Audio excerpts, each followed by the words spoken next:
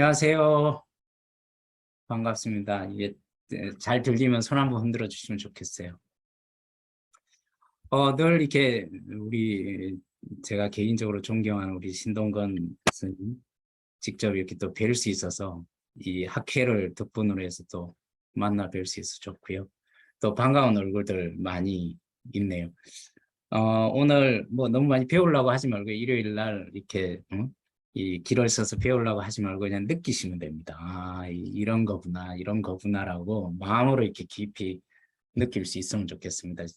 애착에 대해서 신동건 선생님께서 이렇게 학회장님께서 이미 다 정리를 해줬어요. 그게 all about입니다. 이게 전체적으로 잘 정리를 해줬는데 사실 애착이 뭘까? 이 학술 용어를 쓰니까 그런데 그냥 애착이 우리 삶 가운데 그냥 숨 쉬듯이 지속적으로 일어나고 있는 과정이죠, 그죠?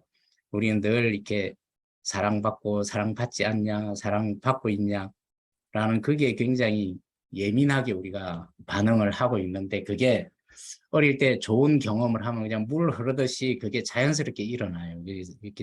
그냥 숨 쉴 때 우리가 숨을 쉬어야지라고 생각하지 않잖아요. 그죠?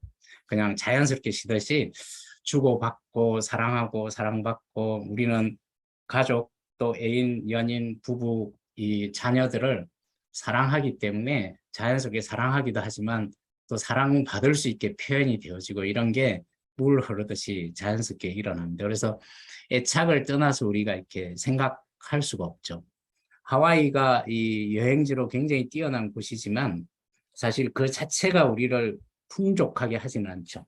신혼여행을 갔는데 7일 동안 신혼여행 내내 그 부부 싸움만 하고 온 신혼부부들한테는 사실 그 하와이는 다시는 가고 싶지 않은 곳으로 전락하게 될 거예요. 우리는 이 애착의 렌즈를 통해서 세상을 바라보는 시각이 굉장히 다르게 채색이 될 수 있다는 거죠. 그래서 어릴 때 우리가 그런 이 애착적인 어떤 부분에 있어서 세상을 바라보는 시각이 부정적으로 채색이 돼 있더라도 지금 소중한 관계와 새롭게 애착 경험을 하게 되면 다시 이렇게 채색이 될 수 있다는 거죠. 사실 아이가 이제 이 학교에서 상장을 받아요. 상 받으러 갈 때는 굉장히 즐겁잖아요. 그죠? 근데 상을 받고 돌아서는데 자랑할 곳이 없네요. 이걸 환영해 줄 곳이 없어요. 그러면 이 상장을 받은 그 자체는 즐거웠지만 오히려 슬퍼지기 시작합니다.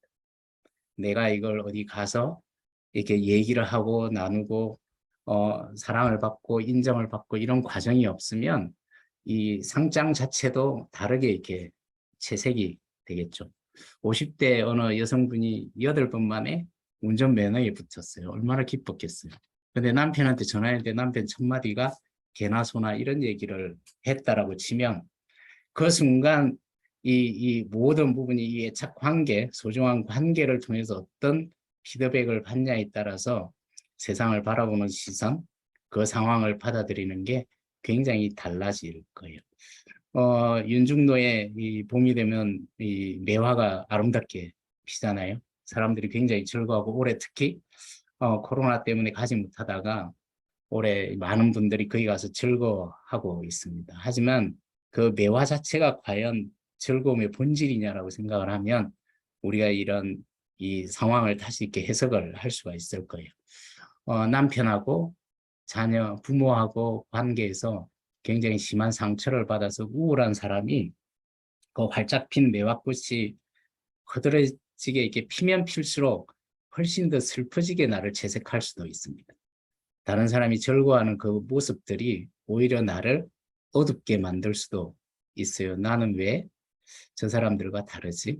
그래서 우리는 어떤 애착적인 경험을 했냐에 따라서 이 상황을 바라보는 시선이 굉장히 달라질 거예요. 그래서 우리가 실제로 여러 가지 경험을 하게 되는데 나의 애착 경험이 어떻게 되냐라는 것은 그냥 살아있는 실체고 굉장히 소중하게 우리한테 순간순간 끊임없이 이렇게 작동을 하고 있는데 자연스럽게 이제 사랑을 받은 사람은 아까 말씀드렸듯이 그냥 숨 쉬듯이 자연스럽게 그걸 받아들이게 되는데 거기에 이제 아까 원한이라고 표현을 했는데 애착적으로 그런 경험이 없는 사람은 끊임없이 그러한 작업들이 부정적으로 이렇게 확확 다가오게 될 거예요.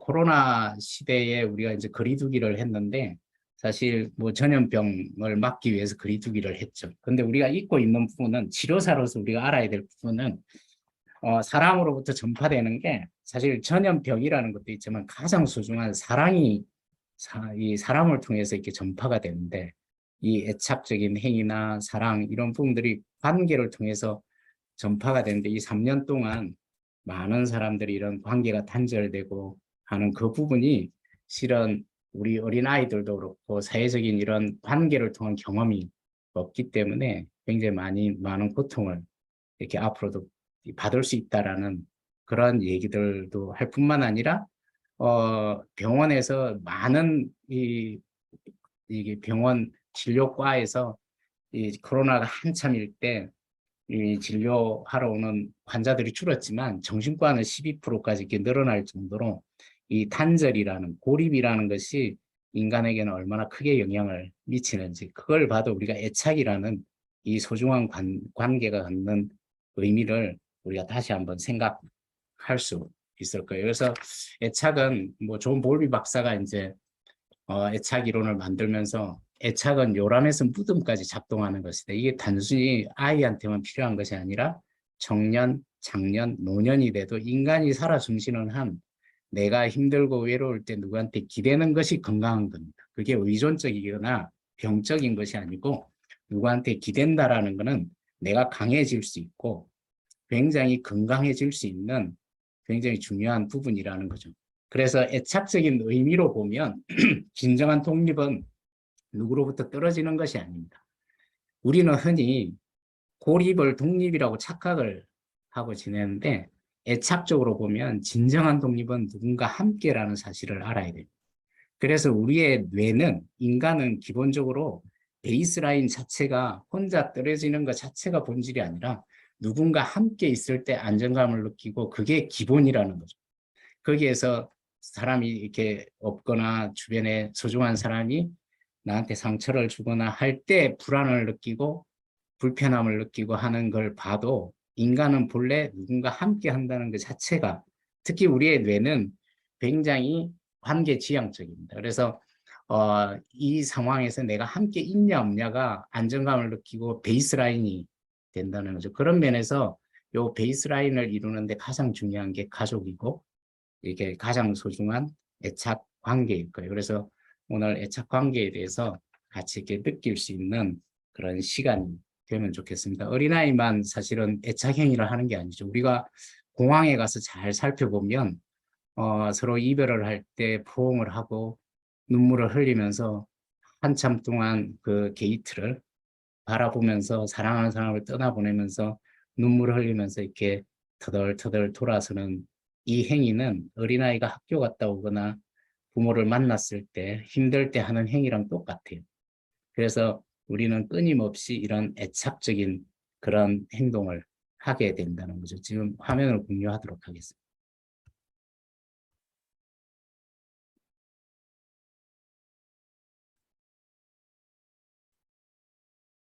그래서 오늘 성인 애착이라고 얘기를 했는데 우리는 이제 치료사잖아요. 그죠? 치료사로서 제가 가슴이 가장 아픈 얘기가 흔히 방송에서도 이제 많이 나오는데 인간은 변하지 않는다. 고쳐 쓰는 게 아니다. 라는 그 얘기가 우리가 굉장히 경계를 해야 될 얘기겠죠. 혹시 여기 계신 분도 그런 생각을 갖고 있나요? 몰라요. 또 내 배우자를 보면 저 인간이 변할 수 있을까 이런 생각 때문에 그런 생각을 할 수 있는데 만약에 인간이 변할 수 없다라는 그런 생각을 갖고 있으면 우리가 하는 일은 무용지물일 거예요. 우리가 지금 상담을 하고 치료를 하고 하는 거는 우리가 가지고 있는 가장 중요한 부분 중에 인간은 건강하게 변할 수 있다라는 신념이 있기 때문에 우리가 치료를 하지 않겠어요. 그래서 인간은 변할 수 있습니다. 어떻게? 새로운 경험을 해야만 변화가 돼요. 이전과 다른 새로운 경험을 해야 그 경험이 치료사를 통해서건 아니면 소중한 관계를 통해서건 새로운 경험을 우리가 시켜주는 것이 성인 애착 치료하는 데서 굉장히 중요한데 미술이라는 도구는 굉장히 강력하게 변화를 시킬 수 있는 도구죠. 사랑은 감정을 정서를 통해서 전달되는데 정서가 가장 활발하게 일어나는 곳이 애착 관계입니다. 이 사람이 나를 사랑하면 너무나 기쁘고 나를 미워하면 두려워지고 내가 못난 것 같고 부족하다고 느껴지면서 점점 우울해지고 외로워지고 그래서 저조차도 결혼을 90년에 했는데 9년 동안 아내가 외로워할 때 그것이 건강한 반응이라는 걸 잘 몰랐어요. 정신과 전문의인데도 불구하고 아내 점점 외로워지고 싸나워지고 하는 것이 건강한 반응인데 지금 돌이켜 보면 나하고 관계가 나빠지는데 아내가 외로워지고 화가 나지 않으면 사실 우리 이혼해야죠. 굉장히 소중한 관계가 작동되지 않으면 화가 나고 외로워지는 것이 건강한 건데 사실은 그게 건강한 반응이라는 그 메시지를 결혼하고 나서도 한참 동안 전 몰랐어요. 그래서 나를 가장 괴롭히는 사람이 이 사람이구나라는 생각이 들었지 나하고 관계에서 이걸 회복하기 위해서 그런 반응이 일어난다는 걸 사실은 잘 이렇게 몰랐습니다. 그래서 인간에게 전문가들이 얘기합니다. 인간에게 가장 이렇게 괴롭히는 방법, 고문하는 게 뭘까라고 이렇게 봤더니 인간에게 가장 괴롭히는 거는 고립시키는 거라고 해요. 그래서 고립이 인간에게는 본질적으로 상처입니다. 왜냐하면 베이스라인이 누군가와 함께 하는 게 우리가 이렇게 베이스라인인데 이 고립된다는 거는 기본 상태에서 이렇게 뭔가 이렇게 불일치가 일어나는 상황이고 그것이 고립은 인간에게 굉장히 큰 상처가 된다는 거죠. 그래서 이런 고립을 회복하기 위한 그런 여러 가지 반응이 일어나는데 우리가 이제 죄를 지으면 사실은 감옥으로 고립을 시키잖아요. 그죠? 사회로부터 격리를 시킵니다. 근데 그게 끝이 아니죠. 감옥에서 사고 치면 어디로 보내는지 알아요? 독방으로 보내집니다. 왜냐하면 이 벌이라는 게 점점 고립을 강화시키는 쪽이 인간에게는 굉장히 강한 벌이 되고 이게 고통이 된다는 거죠. 그래서 리사 켄트라는 작가가 있는데 이분이 독방감금이라는 책을 썼는데 거기에서 무슨 얘기를 했냐면 이 독방에 오랫동안 감금된 사람을 연구를 해보니까 인간이 겪는 모든 정신질환자들이 겪는 모든 증상을 다 겪더라는 거예요. 한청도 들리고 피해망상도 생기고 불안장애, 외상후 스트레스 장애라는 이런 장애도 이렇게 앓게 되고 우울증에 빠지게 되고 불면증이나 이런 인간이 겪는 모든 어떤 그런 정신과적인 증상을 다 겪게 된다는 거죠. 이 고립이라는 것이 사실 인간에게는 얼마나 큰 상처가 되고 고통을 주는 건지 그분이 이렇게 그 책에서 이렇게 언급을 했는데 그래서 그 책에서 뭐라고 얘기를 하냐면 왜 그런 현상이 일어나냐 하면 인간에게 가장 소중한 타인으로부터 이 도움이 이게 차단됐기 때문에 그렇다는 거죠. 그래서 인간에게 가장 중요한 거는 타인으로 받는 도움이라는 거예요. 타인과 함께하는 재소자들끼리도 서로에게 인간이 함께 부딪히고 함께 서로 이렇게 부대끼는 그것이 인간에게는 굉장히 중요한 자극이 될 수 있다는 거죠. 그리고 버지니아 대학의 짐 코언이라는 박사가 있는데 이분이 이제 사회신경학자라고 그러는데 이분이 굉장히 많은 연구를 했는데 통증을 줄여주더라는 거예요. 결합이 이렇게 많아지면 통증도 줄여주더라는 거예요. 이분이 한 실험 중에 하나가 이런 실험이 있습니다. 그래서 MRI 기계에 이제 여성을 눕혀놓고 발가락에다 이렇게 정기적인 자극을 줬는데 혼자 들어가서 이렇게 이 정기적인 자극을 받았을 때 뇌에 두려움과 통증을 느끼는 중추가 7월 4일 미국 독립기념일 날 불꽃놀이 하듯이 이렇게 활성화가 돼요. 그런데 기사가 가서 손을 잡았더니 거의 반으로 줄어드는데 사랑하는 애인이 가서 손을 잡았더니 거의 느끼지 않게 되더라는 거죠. 그래서 지금 이제 과학적으로 밝혀진 거는 우리가 이렇게 칼에 찔렸을 때나 심한 상처를 받았을 때 느끼는 그 통증을 느끼는 회로는 똑같다는 거예요. 그래서 우리가 배앓이를 할 때 이게 배를 쓰다듬는 그런 접촉이라는 거는 사실은 신체적으로 이렇게 아프더라도 그 부분이 이 통증을 줄여주는데 굉장히 도움이 된다는 거죠. 이 프라핏이라는 분이 있습니다. PROFFIT라는 분이 이런 연구를 했는데 이제 어느 이렇게 등산하기 입구에 사람들을 이렇게 붙잡아 놓고 이제 등산 장비를 메고 이제 올라오는 사람한테 지금 저 산에 기울기가 어느 정도 되는지를 책정을 해보라고 그랬어요.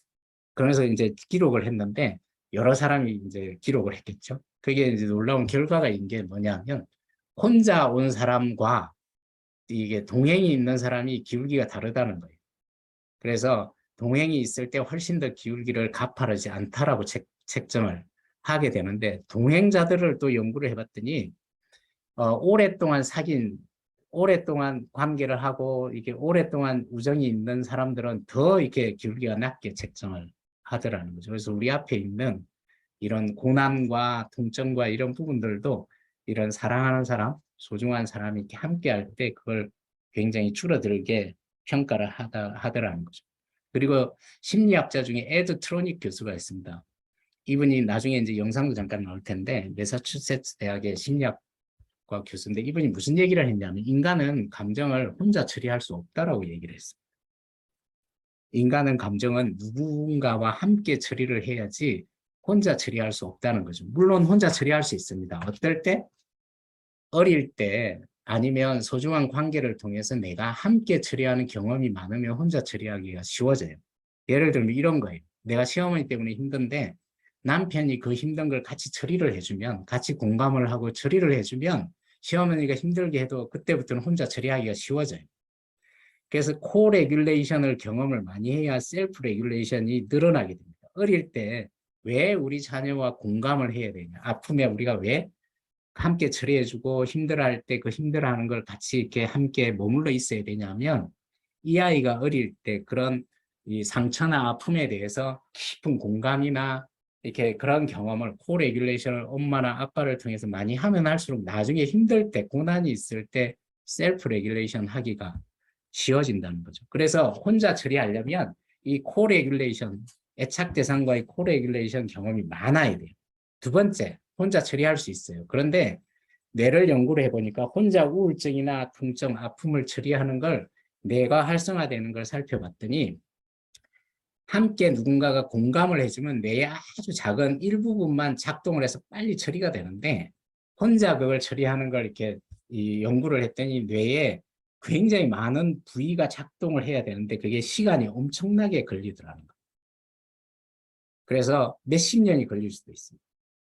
20대 때 내 문제를 알고 해결된 줄 알았는데 아버지한테 받은 상처가 해결될 줄 알았는데 그래서 이게 어느 정도 그 문제를 해결하기 위해서 혼자서 20대 때 발버둥을 쳤던 남자가 제가 상담했던 분인데 이제 시간이 없어서 자세하게 얘기할 수는 없는데 이분이 아버지가 80대 때 돌아가고 본인이 50대가 됐는데 아버지 돌아가시기 전에 그 왜소한 아버지 귀에다 대고 거의 숨이 꺼져가는 그 아버지 귀에다 대고 뭐라고 얘기를 이분이 했냐면 아버지 돌아가시기 전에 저한테 미안하다고 한마디만 해주면 안 되겠냐고.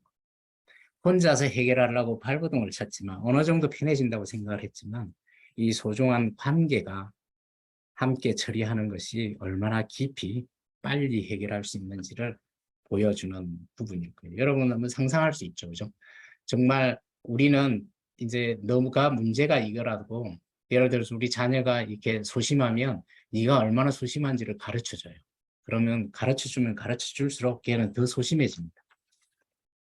하지만 소심해서 두려워하고 불안한 그 마음을 이해해주기 시작하면 이 아이는 그 소심함이 사라지게 되는 거죠. 그래서 너 혼자 처리를 하라고 내버려 두게 되면 훨씬 처리가 어렵다는 거죠. 지금 혹시 같이 있으면 옆에 누군가 있으면 사랑하는 사람이 있으면 더 좋을 거예요. 지금 실험을 한번 해보면 좋을 것 같은데 옆에 혹시 같이 모여서 이렇게 강의를 듣고 있으면 아니면 상상을 해보세요. 내 연인, 내 배우자가 이렇게 얘기를 하고 나도 이렇게 얘기를 한다고 상상을 하고 한번 얘기를 직접 되뇌어 보면 좀 좋을 것 같아요. 제발 당신 자신을 좀 알아라고 서로 한번 얘기해 보시겠어요?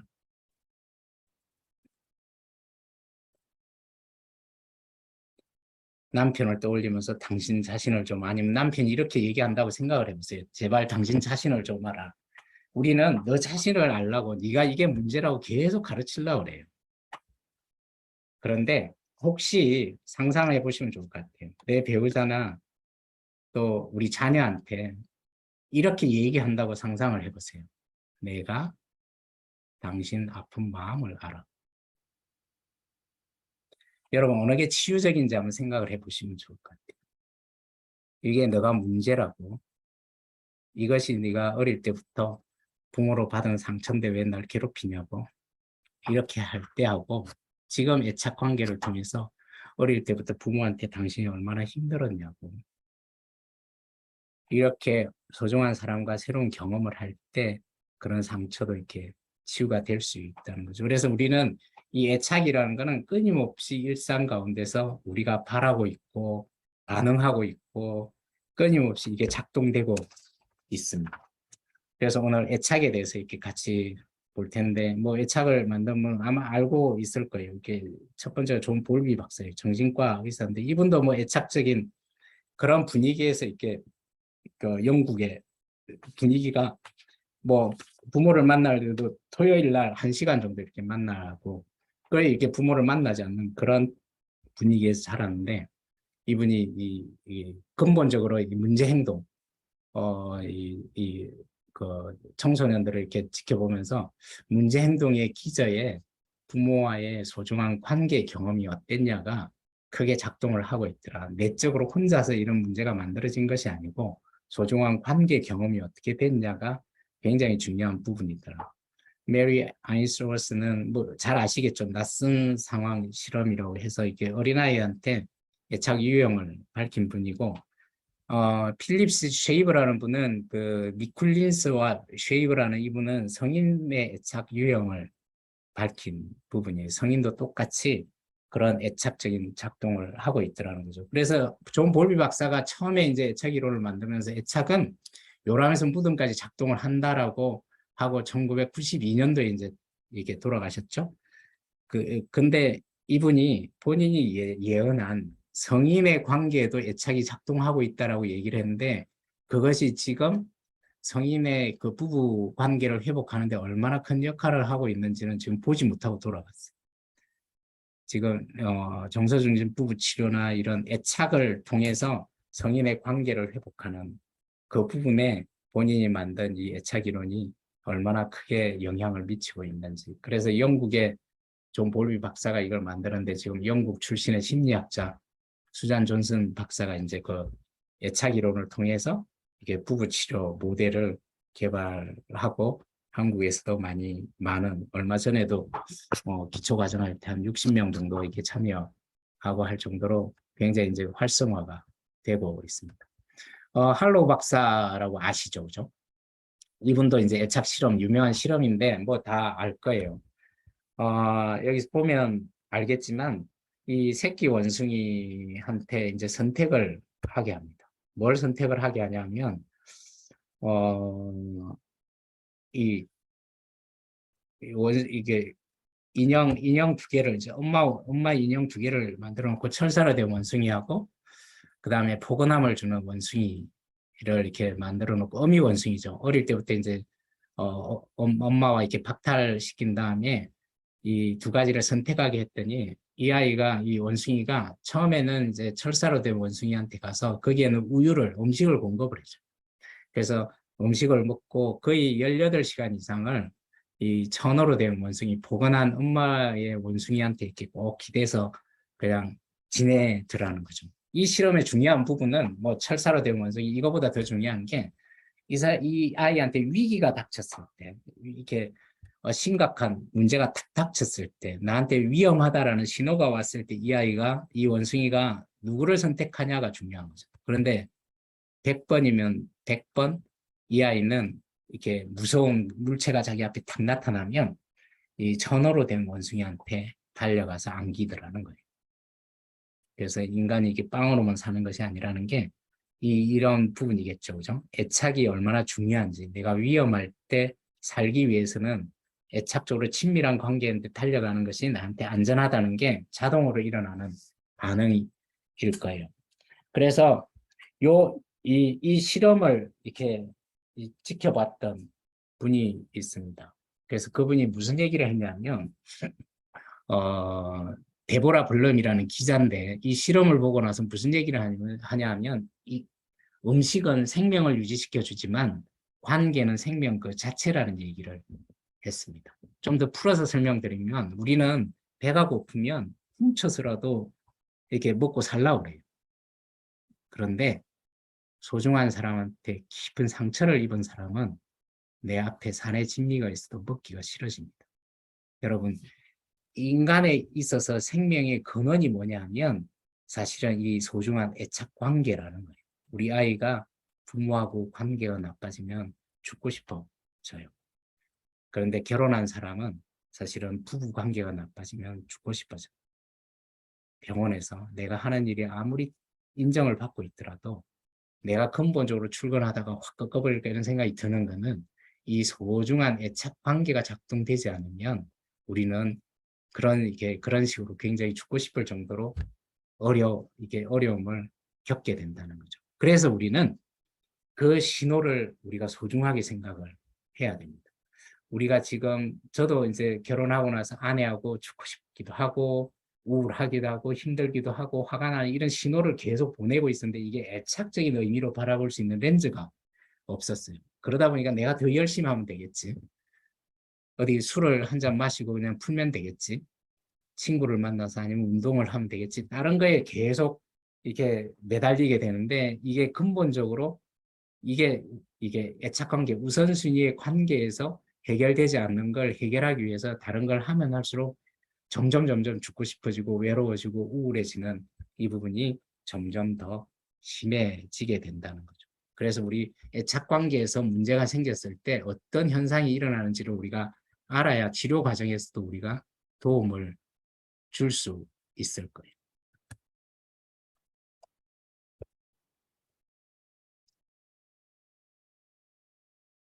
그래서 애착 대상에 대한 네 가지 이렇게 행동 양식이 있는데 애착 친밀한 관계는 뭐 어린아이도 그렇고 노인도 그렇고 뭐 저희들도 마찬가지죠. 그죠? 가까이 있고 싶어집니다. 보고 있어도 보고 싶은 노래 가사가 있듯이 계속적으로 가까이 있고 싶어져요. 그리고 안식, 휴식, 쉼이 된다는 거예요. 안식이라는 개념을 우리가 이렇게 잘못 생각하라고 있는데 부부가 서로 갈등이 있을 때 나 좀 쉬자 그러고 방 안에 이렇게 들어가서 누워 있는 게 쉼이라고 생각을 해요. 하지만 그 맹맹한 기류 속에 쉬고 있으면 그 하나도 쉬는 게 아니에요.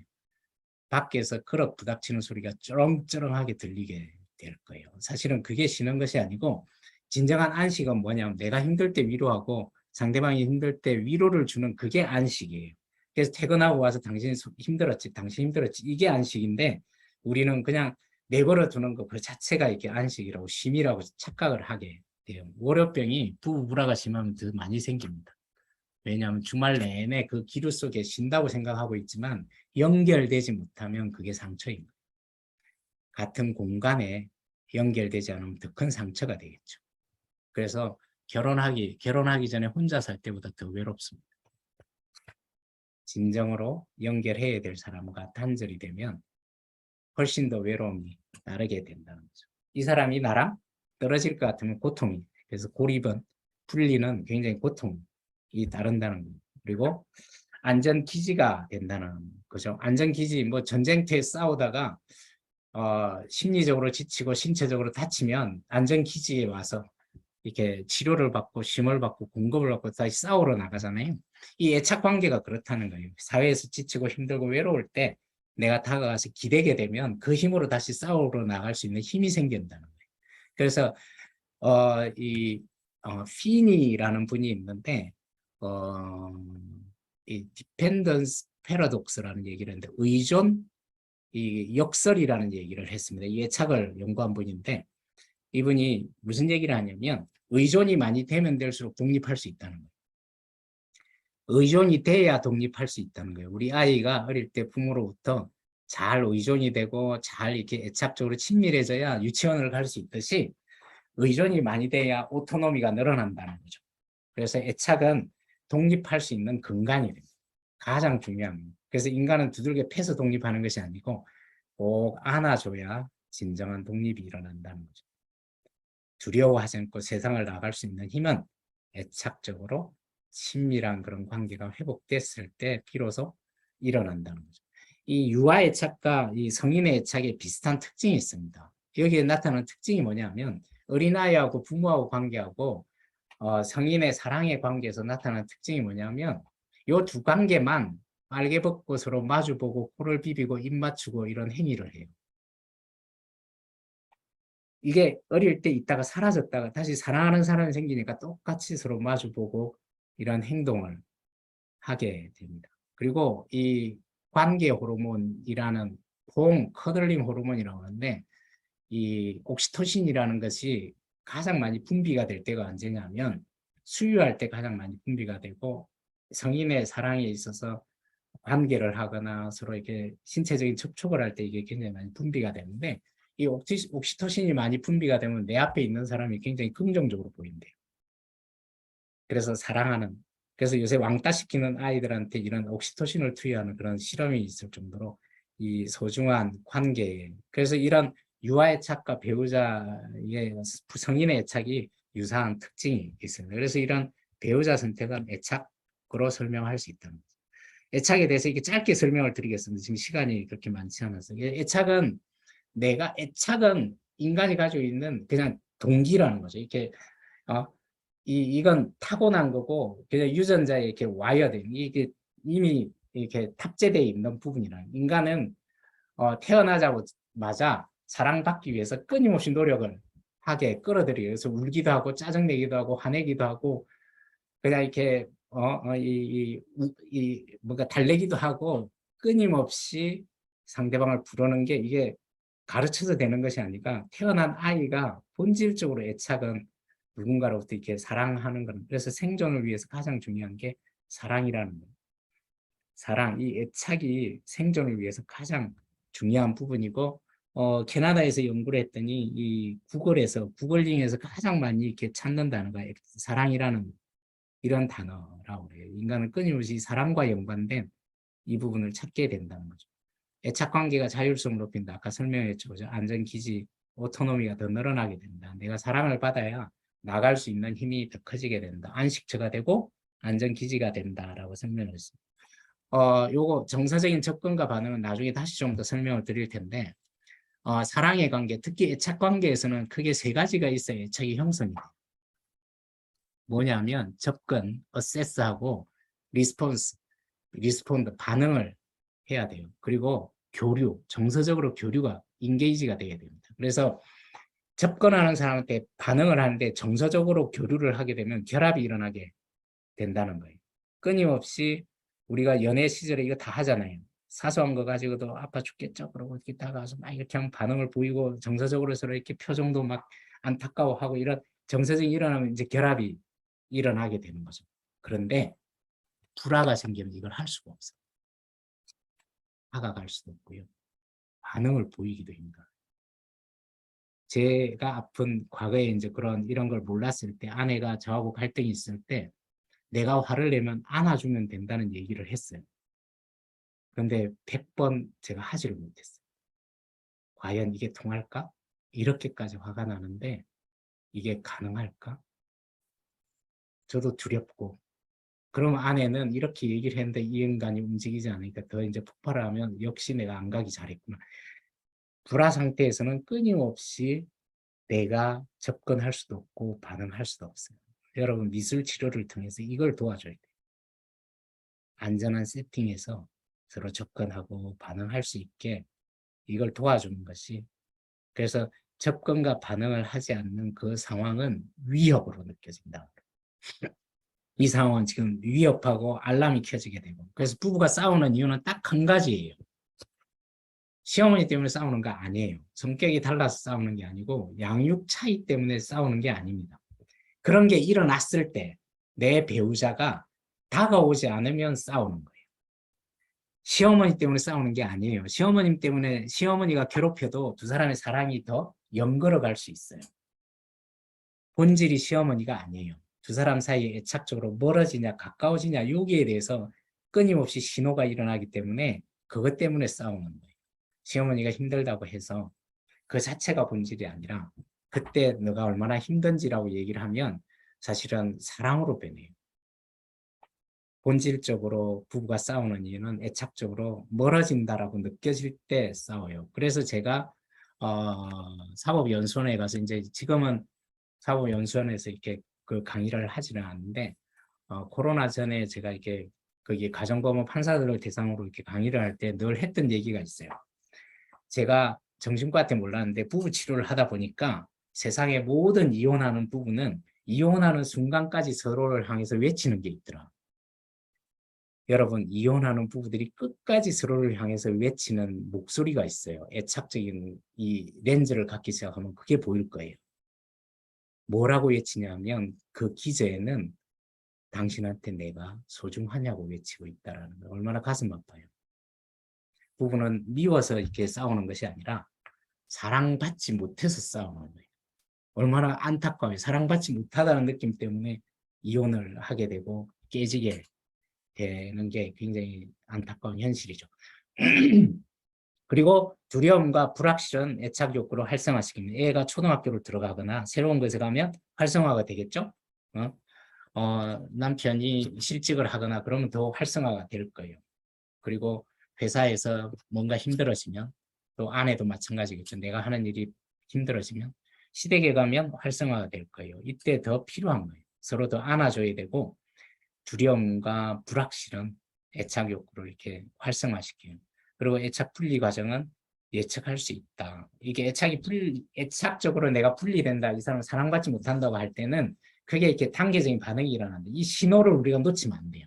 사랑하는 사람이 사랑하는 관계에서 감정을 크게 두 가지로 생각을 해야 되는데 사랑받을 때 좋은 감정이 있죠.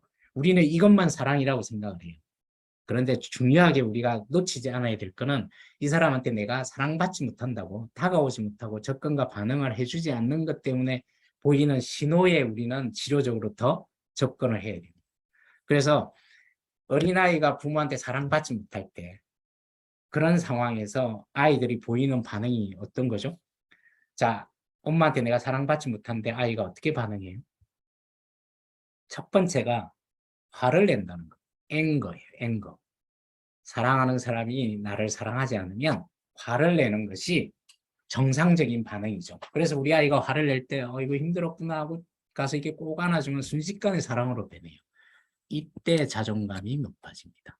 자존감은 상장 받았을 때 칭찬할 때보다는 너가 아프고 힘들고 두렵고 화가 난 그 상황에서도 내가 너를 사랑할 수 있다라는 내가 부적절하고 불확실하고 이 상황에서도 내가 힘든 상황에서도 내가 이렇게 그런 걸 그래서 이런 화를 낼 때 이제 다가가서 위로를 하게 되면 좋아지는데 자 이때 놓치게 되면 이게 계속 화를 내는데도 이 신호를 모르면 두 번째 단계로 넘어가요. 두 번째 단계에서는 찾고 매달리기 단계로 넘어갑니다. 그래서 이 아이는 끊임없이 떨어지지 않으려고 달라붙어 있어요. 백화점에서 달라붙어 있죠. 그죠? 이 아이 떨어뜨리려고 백화점에서 패는 부모들 많이 볼 거예요. 그러면 더 달라붙습니다. 왜?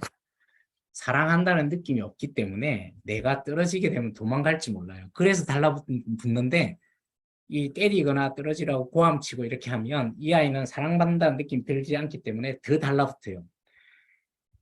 진정한 독립은 누군가 함께여야 되는데 점점 불안하고 두렵기 때문에 애착적으로 더 활성화가 돼서 달라붙게 되는 거죠. 이 아이를 떨어뜨리려면 백화점에서도 꼭 안아줘야 됩니다. 내가 너와 함께 있다고.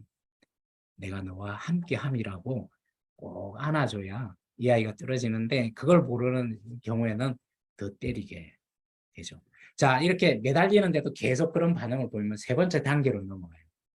우울과 절망 단계로 넘어갑니다. 점점 우울해져요. 그래서 소중한 관계가 나빠지면 우울해져요. 애착 관계가 나빠지면 우울해집니다. 이때 위로를 받지 못하면 분리됩니다. 그래서 지방으로 들어가요. 왜? 너무나 사랑하기 때문에 애착 욕구를 없애버립니다. 왜 없애요? 내가 애착 욕구를 가지고 있으면 충족되지 않기 때문에 너무나 고통스러워요. 그렇기 때문에 사실은 내가 없애버려야 내가 편할 수 있어요. 그래서 감정을 없애버려요. 감정을 없애버리는 것이 없는 게 아니에요.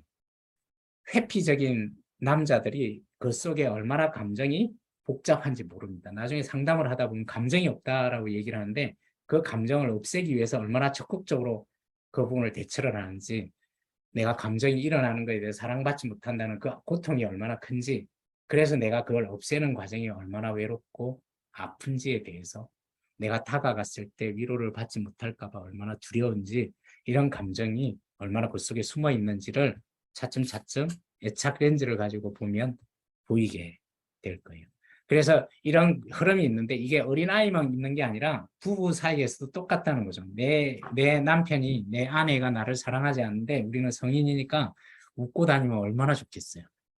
첫 번째가 분노한다는 거죠. 화를 낸다는 거죠. 이때 주로 여자들이 화를 내나요? 남자들이 화를 내나요? 똑같이 화를 내요. 단지 근데 왜 여자들이 화를 낸다고 느끼냐면 화내는 방식이 달라서 그래요. 여자들은 입을 열고 화를 내고 남자들은 입을 닫고 화를 냅니다. 이성적인 행동을 할 수가 없어요. 입을 닫고 있는 걸 이성적이라고 생각하는데 이성적인 행동을 할 수가 없어요. 왜? 감정이 가장 이성적이기 때문에 그래요. 여러분, 생각이 이렇게 이성이라고 생각하는데 아니에요. 사랑하는 사람한테 사랑받을 때 즐거운 감정, 사랑받지 못할 때 고통의 감정, 이게 그 상황에서 가장 이성적인 거예요. 정서가 가장 적절한 거예요. 사랑하는 특히 애착 관계에서는 정서라는 것이 가장 적절하죠. 그래서 남자들이 이렇게 이성적이라고 얘기를 하시면 이성적이지 않아요. 얼마나 화가 나 있는지 모릅니다.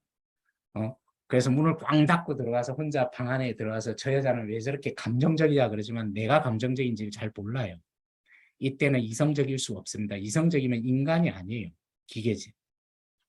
남편이나 아내나.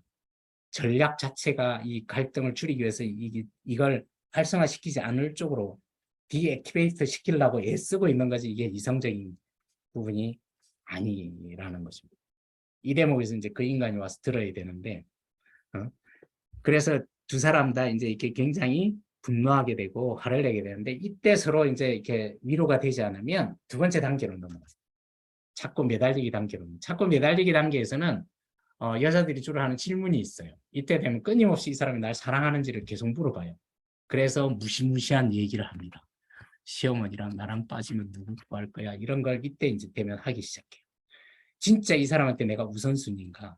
사랑받고 있는가? 시어머니만 빠뜨리나요? 강아지 빠뜨리고 자식도 빠뜨려요. 회사 직원들 5천 명도 다 빠뜨립니다.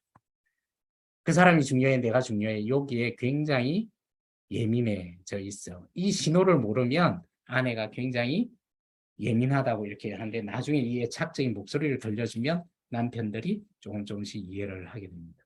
얼마나 소중한지 남편이. 그리고 남편은 내가 하는 일에 대해서 인정받는지에 굉장히 예민해져요. 해피형은 이 감정적으로 들어가는 것보다는 내가 하는 일에 자꾸 몰두하는 쪽으로 해피하는 쪽으로 이렇게 빠져들어가요. 그래서 둘이 대화가 안 되죠. 아내가 얘기합니다. 자기 나 사랑해? 그럼 대부분 남편들 뭐라고 대답해요? 나 열심히 일하고 있잖아. 뭐 이런 식으로 대답을 해요. 둘 다 서로 이해를 받고 싶고 사랑받고 싶고 이게 똑같아요. 남편도 마찬가지고 회피형의 남편도 마찬가지고. 이때 회복되지 않으면 두 사람 다 우울증에 빠지게 돼요. 남편도 아내도 둘 다 우울증에 빠지게 됩니다. 그래서 결혼한 사람이 자식과 관계가 나쁘다고 죽고 싶지 않아요. 자식은 죽고 싶죠. 왜냐하면 애착 대상이 부모니까. 그런데 이 자식이랑 사이가 나쁘다고 내가 죽고 싶은 게 아니죠.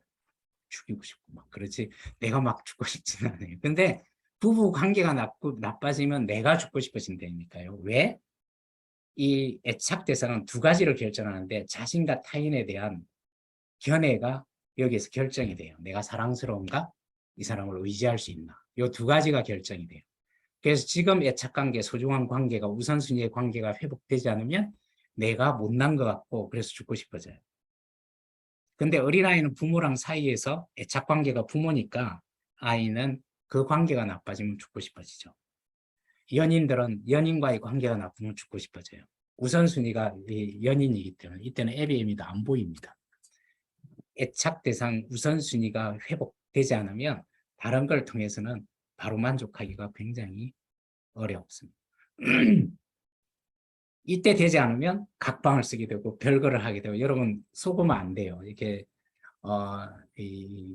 나중에 이제 노인들이 이혼이 아니고 뭐라 그러죠?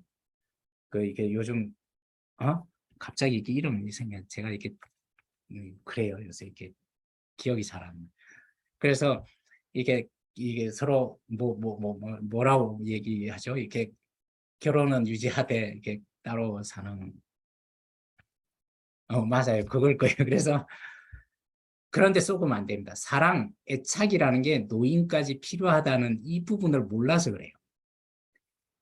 우리 인간한테도 그것 때문에 싸우고 있다라는 걸 잘 몰라요. 노인들도. 제가 상담한 부부 중에 89살, 87살 부부를 상담을 했었는데 자녀들이 보내서 돌아가시기 전에 정말 두 분이 서로 관계가 회복됐으면 하는 바람으로. 근데 그분들이 첫날 와서 얘기했어요. 너무 늦지 않았냐고. 근데 제가 자신 있게 그분한테 얘기를 했습니다. 30대 부부가 이걸 모르고 싸우고 있으면 늦지만 지금 애착 관계에서 부부 관계가 회복되면 그게 얼마나 평안함을 주고 만족감을 주고 안정감을 주는지를 경험하면 늦은 게 아니라고. 아직도 늦지 않았다고. 여러분 지금 하지 않으면 늦은 거지 나이하고 굉장히 상관이 없어요. 언제든지 이렇게 회복될 수 있다는 거죠. 고립과 상실은 상처가 된다는 겁니다. 애착적인 관계에서 이게 지금 시간이 너무 빨리 흘러가가지고 이걸 봐야 될지 이렇게 망설이게 되는데요. 아이가 애착적으로 이렇게 엄마로부터 외면당한다고 하면 얼마나 적극적으로 이걸 회복하려고 하는지를 보여주는 영상인데 여러분 네이버에 들어가지고 무표정 얼굴 실험이라는 걸 쳐보면 이게 나올 거예요. 그래서 엄마가 갑자기 이렇게 아이를 막 케어해 주다가 반응을 하다가 이렇게 이 실험하는 분이 신호를 주게 되면 표정을 짓지 않는 거예요. 그랬을 때 이 아이가 얼마나 공포스럽고 그걸 순식간에 느껴서 그걸 회복하려고 애쓰는지를 보여주는 그런 실험이에요. 그래서 이 애착이라는 부분은 우리한테 희망이 있는 부분이 뭐냐면 애착은 변화 모델이라는 거예요. 이게 희망입니다. 굉장히 회피형인 사람이 애착적으로 친밀한 관계, 치료사를 통해서 정말 이렇게 위로가 되고 그 안정감이 이렇게 그 고통을 그대로 이렇게 이해를 받고 그게 얼마나 힘든지를 이해를 받으면 회피형이 점점 줄어든다. 불안했던 사람도 안정적으로 친밀감이 회복되면 새로운 경험을 하게 됩니다. 그래서 이게 새로운 경험을 해야만 이게 회복이 돼요. 가르치지, 이렇게 애착은 학습이 되는 게 아니라 경험이 되어져요. 이 애착 관계에서 서로 이게 새로운 경험, 치료사도 그래서 미술 치료사들이 이걸 하기가 굉장히 소중합니다. 이 애착적으로 이 사람이 얼마나 고통스럽고 힘들어하고 아파하고 하는지를 있는 그대로 이해하는 거죠. 충분히 그럴 수 있다. 아들이 병원에 자살하고 나서 병원에 입원했는데 엄마가 암막 커튼을 치고 아무도 만나지 않아요. 그러면서 자기가 정신병자 같다고 미친 것 같다고 그냥 우울해하고 힘들어하면서 그렇게 변해가는 자신에 대해서 아무한테도 보여주고 싶어 하지 않아요. 여러분, 이렇게 소중한 자녀가 자살 시도를 하고 병원에 입원을 했는데 미칠 것 같고 우울한 게 정상적인 거예요. 그 마음을 우리가 깊이 품어줘야 돼요. 그래서 자녀가 그렇게 됐는데 미치지 않고 웃고 다니면 그게 미친 거 아니냐고. 당신 충분히 그럴 수 있다라고 우리가 그 마음을 애착적으로 이렇게 받았던 그런 마음을 깊이 있게 이해해 주는 것이 회복하는데 굉장히 중요한 부분이 되겠죠. 그래서 성인 애착, 지금 뭐 성인 애착에 대해서 계속 얘기를 하고 있습니다. 근데 성인 애착에 있어서 이제 중요한 부분은 자기와 관계는 끊임없이 서로를 정의한다는 거죠. 아까 내가 사랑한다고 느껴지면 사랑하는 반응을 할 거고 그 반응을 받은 상대방이 거기에 대해서 또 긍정적으로 반응을 하면 나는 또 더 사랑스럽게 느껴질 거고 사랑스럽게 느껴지면 그 사람한테 긍정적으로 반응을 할 거고 이 끊임없이 자기와 관계는 이렇게 반응을 하게 된다는 거죠. 그래서 이런 문제 행동, 내가 화를 내고 분노하고 이런 게 애착 관계를 통해서 시어머니 때문에 그런 것이 아니라 이 사람하고 관계에서 내가 사랑받고 있지 못하다, 이해받고 있지 못하기 때문에 이런 위협에 대한 반응이라는 걸 우리가 이해를 할 수 있겠죠. 그래서 특히 이제 이렇게 애착적으로 내가 이렇게 분리된다, 나를 이해해주지 않는다, 그럼 크게 두 가지 반응이 일어나죠. 하나는 굉장히 공격적으로 나오는 사람이 있고요. 하나는 회피하는 사람이 있습니다. 그래서 공격하는 사람은 이 사람이 다가오지 않는 것에 대해서 내가 회복하기 위해서 끊임없이 공격을 하게 된다는 거죠. 나를 내버려두는. 그래서 특히 이제 이 남자가 공격적인 행동을 할 때도 있어요. 이거는 이제 근데 대부분 이제 여성들이 훨씬 더 애착적으로 불안형이 많은 여성들이 더 공격을 하게 되겠죠. 그래서 공격은 그 사람이 성격이 못돼서 그런 것이 아니라 나랑 멀어지는 걸 회복하기 위해서 적극적인 시도라는 걸 알아야 됩니다. 이 부분이 굉장히 중요한 부분이라는 거죠. 그래서 이런 적극적으로 내가 이 애착적으로 이렇게 활성화돼서 적극적으로 풀기 위해서 반응을 이렇게 하게 된다는 거죠. 그래서 이런 공격 추적형이라고 그러는데 이 추적형한테는 어떤 반응도 무반응한 것보다 낫다라는 거죠. 상대방이 반응을 보여준다는 것이 이 사람한테는 굉장히 중요한 부분이 될 거예요. 그리고 이렇게 이 위축, 회복, 이렇게 회피하는 유형에 있어서는 회피형은 굉장히 두렵습니다. 싸움으로 갈까봐 두렵고 사실은 이제 부부 결혼한 분들은 생각을 하면 남자들이 싫어서 도망가는 것이 아니라 정말 두려워요. 이 감정이 드러나는 것에 대해서 감정 자체에 대해서 해결해 본 적이 별도 없고 혼자 해결하고 이런 것이 자연스럽게 그동안에 경험이 되어지고 감정을 표현한 것이 나약하고 못났다 이런 느낌들도 요즘은 좀 많이 이제 변화가 돼서 우리 자녀들한테도 공감을 하고 표현도 하게 하는 게 굉장히 건강한 거예요. 많이 건강하게 변화된 거죠. 근데 옛날에는 남자가 울면 안 되고 뭐 이런 부분들 감정이 드러나게 되면 싸움으로 갈까 봐 굉장히 두렵기 때문에 감정이 일어나면 남자들이 하는 이렇게 행위 중에 아내들이 속이 확 뒤집어지는 게 있죠. 뭐냐면 화가 나서 막 싸우고 있는데 꾸벅꾸벅 졸아요. 그래서 남자들이 잠이 확 깨는 말이 하나가 지금 잠이 와? 이 얘기가 이렇게 굉장히 깨는데 사실은 우리 여기 계신 여성분들한테 말씀을 드리면 잠이 와요. 남자들은. 그리고 빨리 자야 돼요. 그래야 이렇게 빨리 이렇게 이 갈등에서 물러나서 이렇게 갈등이 사라질 것 같아요. 그래서 갈등에 머물러 있으면 안 되니까 빨리 비활성화시켜서 도망을 가는데 도망가는 가장 큰 게 잠자는 거죠. 그런데 추적형인 여자의 경우에는 어떤 반응도 반응하지 않는 것보다는 낫기 때문에 이 잠자고 있는 거는 죽이고 싶을 정도로 굉장히 고통이 따르는 거예요. 그래서 더 공격을 하면 더 자요. 자면 더 공격을 해요. 이 악순환의 패턴에 굉장히 갇혀서 대부분 여러분 앞에 나타날 거예요. 회피하면 더 공격하고 공격하면 더 회피하고 이런 악순환의 패턴에 갇혀 있는 이 부분이 굉장히 강하게 이렇게 지배해서 이렇게 그래서 이 부부가 이런 패턴에 예를 들어서 이제 여자라고 생각하면 공격을 하겠죠, 그죠? 그러면 나는 이 사람한테 다가가면 안 돼. 다가가면 이 사람은 나를 거절할 거야. 그래서 굉장히 두려워져요. 그래서 화를 내면서 이 사람은 장애자다. 이 사람은 너무 과격하다라는 생각을 하면서 자기가 도망을 가요. 이 도망을 가면 이 상대 부인은 이 사람이 내가 지금 고통스러운데 자꾸 도망을 가니까 이게 나를 버리는구나. 나를 멀리하는구나. 라는 이러한 정서를 일으켜요. 그러면 화가 나요. 그래서 이 사람은 내가 공격해야만, 내가 고함을 쳐야만 반응을 보여. 그래서 공격을 해요. 그러면 끊임없이 서로를 자극을 하면서 이런 부정적인 패턴에 갇히게 되는데, 물론 이거는 공부를 좀 더 해야 될 부분인데, 대부분의 부부가 이런 패턴에 갇히게 된다.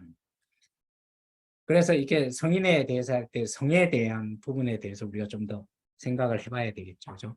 그래서 애착에 근거한 섹스는 이게 서로 애착은 대화의 대화, 그죠? 그리고 이렇게 섹스가 대화예요. 그래서 몸으로 하는 대화라고 생각을 하시면 좋습니다. 그래서 애착적으로 친밀하면 섹스 수준이 깊어져요. 여러분 속궁합이라는 게 실은 깊이 얘기하면 정서적으로 친밀하면 속궁합은 늘어나게 돼 있어요. 서로를 더 개방적으로 서로를 허용을 하게 됩니다. 그래서 안정적으로 애착이 된 부부들은 자신감 있게 서로를 교감하게 되고 마음을 열어주게 돼요. 여러분 성행위가 얼마나 위험한지 생각해 보셨나요? 정말로 아무 무기도 없이 가장 연약한 부분을 드러내야 돼요. 그러면 안전해야 돼요. 안전해야 깊이 있게 서로를 드러낼 수 있겠죠. 그죠? 그래서 깊이 있게 서로 받아들이고 하는 게 가능해질 거예요. 그래서 이 섹스, 성인의 사랑에 있어서 크게 요소가 세 가지가 있는데 보살펴 줘야 돼요. 힘들 때. 두 번째는 애착적으로 친밀해야 돼요. 세 번째는 섹스가 있어요.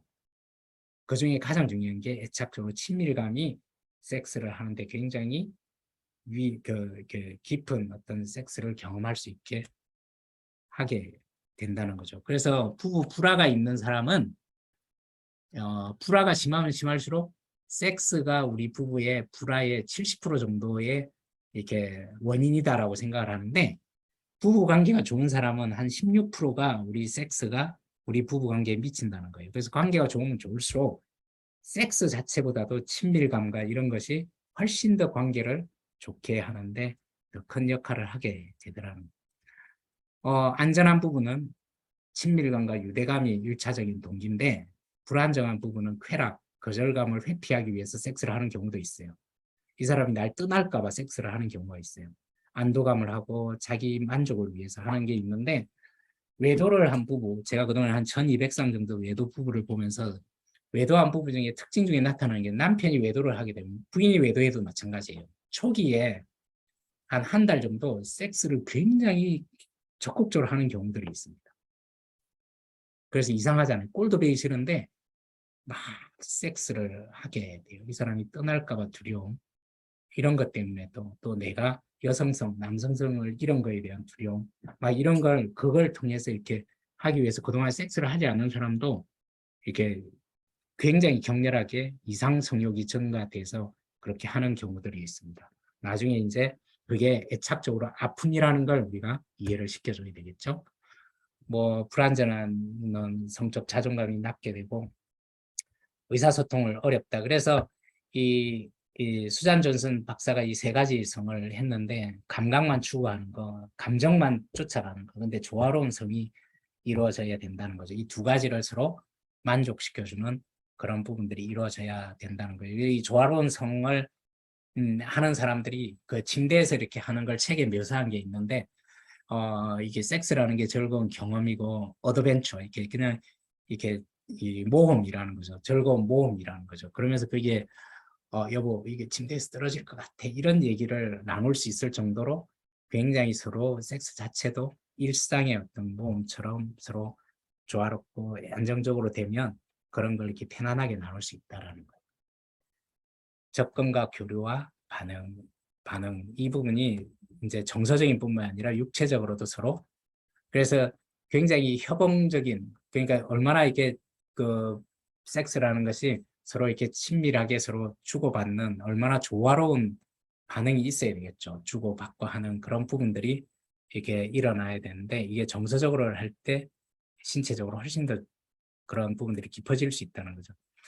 외도를 해서 섹스 테라피 가면 더 상처를 받을 수도 있습니다.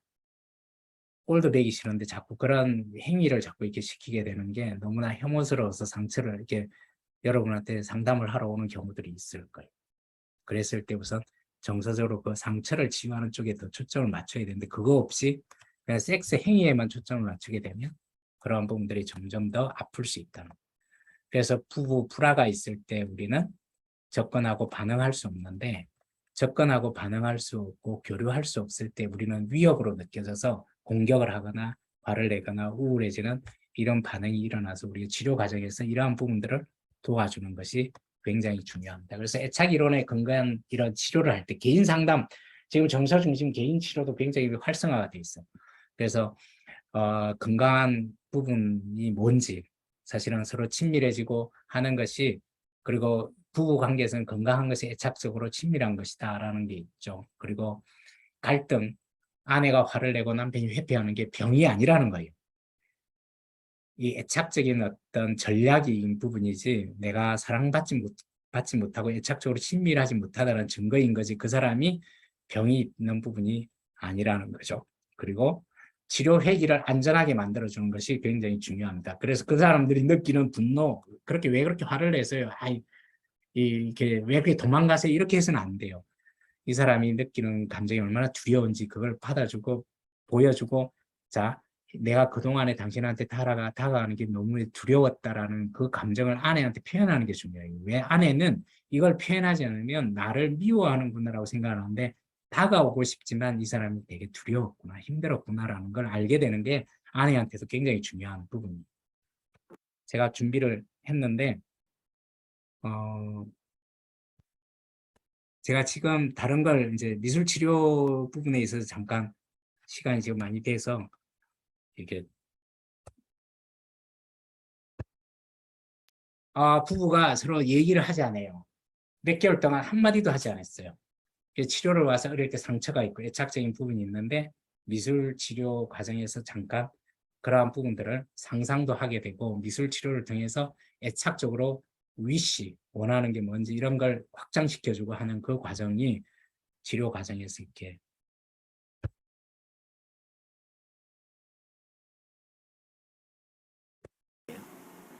아버지랑 별로 관계가 좋지는 않았거든요. 근데 자꾸 이 사람 모습에서 아버지가 보이는 거예요. 저희 아버지한테 전 관심을 별로 못 받았거든요. 말을 한마디도 안 하셨어요. 나쁘게든 좋게든. 저는 늘 그렇게 생각했어요. 삼남매인데 우리는 아빠 액세서리라고.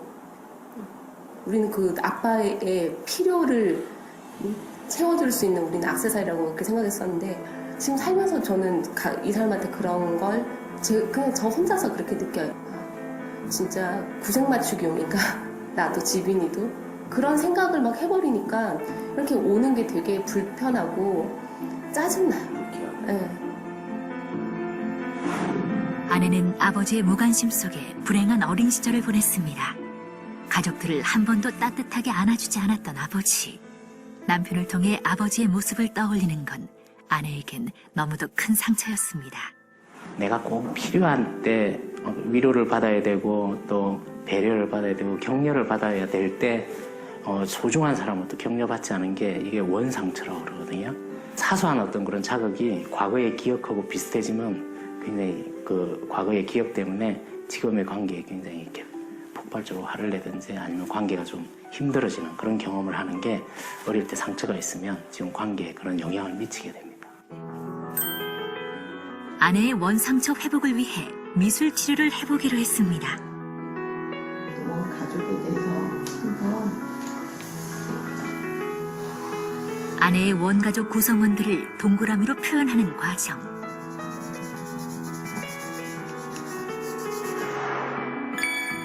그녀의 가족은 확연히 두 부류로 나누어집니다. 그럼 이번엔 현재의 가족을 그려볼까요? 그녀가 생각하는 자신과 남편, 아이의 이미지는 어떤 모습일까요?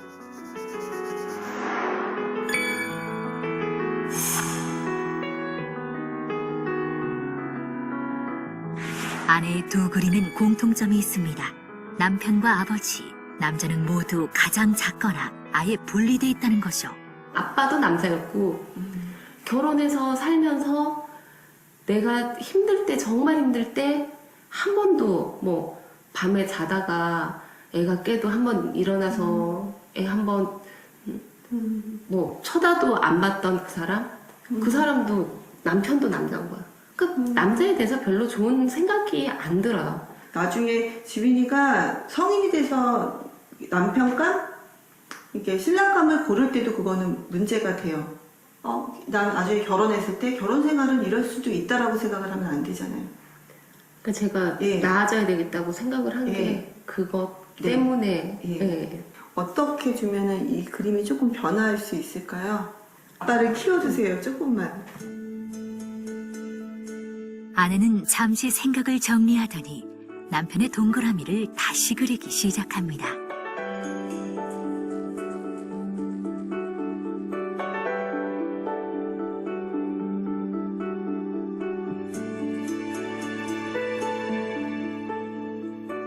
이거 좋네요. 좋아요? 이거 좋네요. 제가 바라는 게 이거예요. 이제 이 사람만 들어오면은 안 되잖아요. 여기서 저도 이 사람이랑 한 요 정도는 또 공유해야 될 것 같고. 그림처럼 아내는 남편을 이제 마음으로 받아들일 수 있을까요? 원가족께서 제가 받았던 상처가 됐든 어떤 뭐 그러면서 이제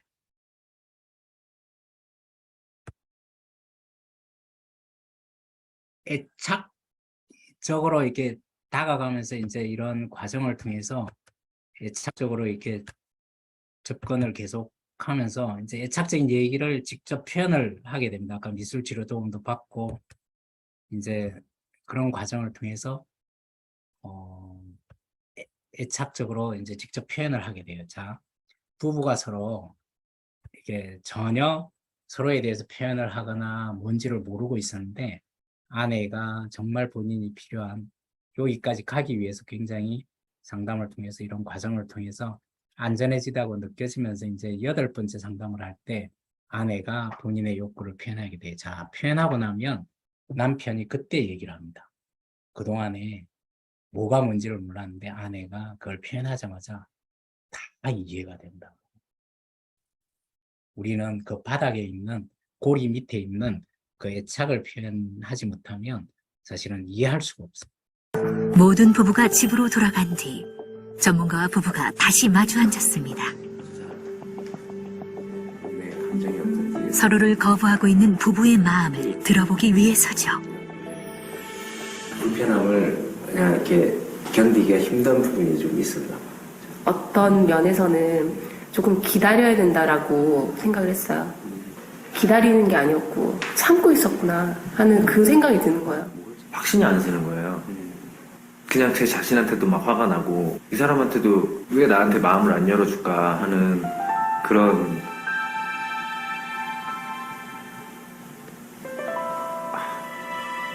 불화가 있는 상황에서 결혼하기 전에도 살았고 결혼하고 나서도 불화가 있는 상태에서 살았잖아요. 이게 편한 거예요. 이렇게 살아도 살아는 지니까 행복한 걸 경험해본 적이 없으니까 어떻게 한 번 행복해본 적이 없다라고 어떻게 해. 그 얘기하는 게 그게 되게 속상해요. 한 번도.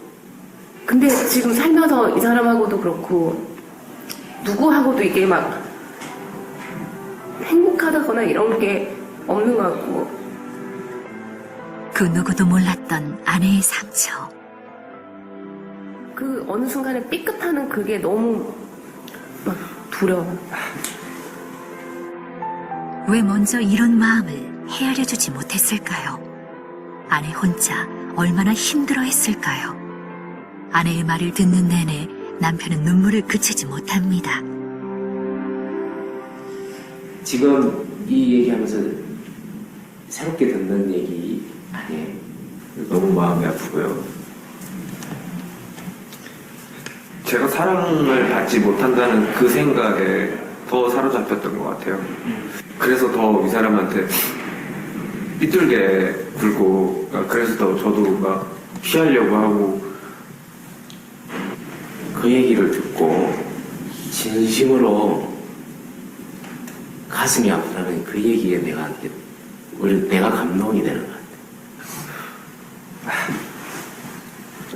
어쩌면 전영실 씨가 상처받지 않기 위해서 하는 그 행동이 가장 가까운 사람한테 상처를 줄 수도 있겠구나. 그래서 그 사람은 얼마나 이렇게 외로웠을까 하는 그런 생각이 듭니다. 결혼 6년간 한 번도 꺼내지 못했던 아내의 마음이 이제 남편에게 전해집니다. 마음속에 훨씬 많이. 제일 내가 필요하고 위로받고 싶고 내 부족한 걸 채워줬으면 하는 게 내가 불안해하지 않게 잡아줬으면 그걸 바라는 게 당신한테만 그러는 것 같아. 당신이 채워줬으면 좋겠어.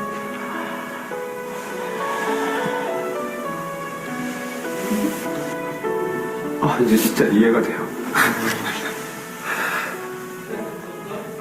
전부 다 이해가 돼요. 지금 전부 다 이해가 돼요. 남편은 아내가 자신을 미워하는 줄 알았습니다. 아내는 단지 행복해지는 방법을 몰랐을 뿐인데 말이죠. 오해가 상처가 되고 상처가 불화가 되었던 부부. 이제서야 서로의 마음을 확인합니다. 모든 부부 이 부부가 한 10년 전에 이제 저희 달라졌어요 하고 한 2주 전에 잘 지내고 있다고 카톡도 하고 이렇게 지금 많이 이렇게 아이도 이제 사춘기가 돼서 6살인가 그랬는데 실험을 하려고 그랬는데 실습을 하려고 그랬는데 시간이 없어서 지금 실습은 못 하고요.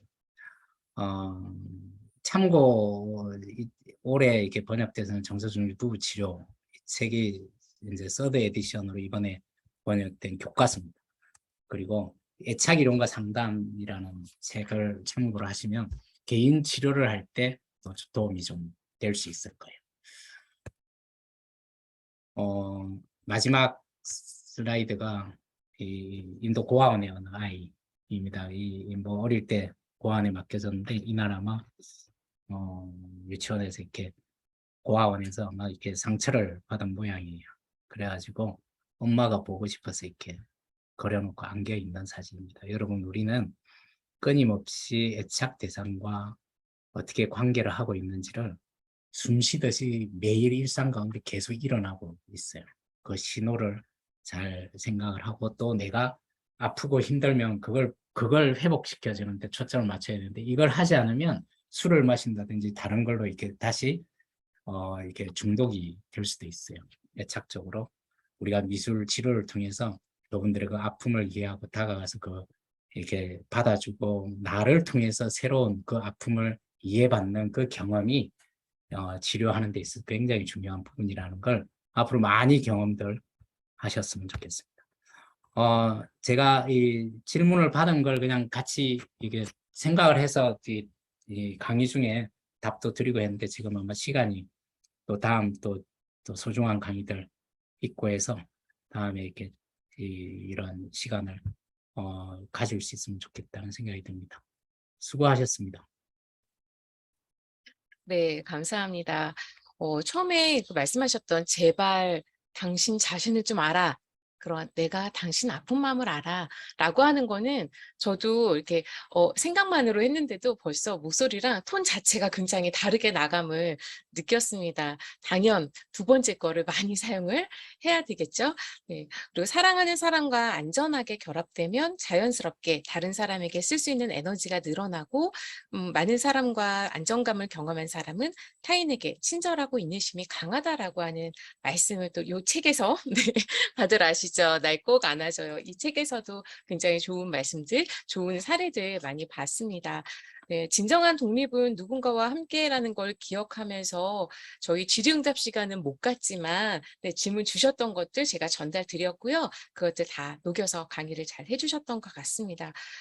인간은 건강하게 변할 수 있다라는 말씀 해주셨으니까요. 저희 모두 다 새로운 변화를 줄 수 있는 치료사가 되어야겠다라고 다짐들을 하셨을 것이라고 봅니다.